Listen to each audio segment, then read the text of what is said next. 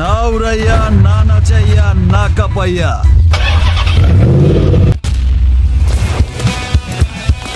Only ফাটাইয়া।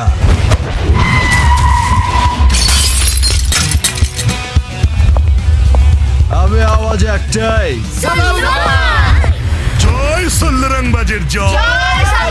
আমরা এইবার রং বংশের মুখ রসম করব। আমার পোলা হইব বাংলার রংবাজ। হে ক্ষণিকের অতিথি, এলে প্রভাতে এই কারে চাহিয়া। আবে থাম, এই সাল্লু রংবাজ আজ তোরে দ্রোহের মহাকাব্য শোনাইব।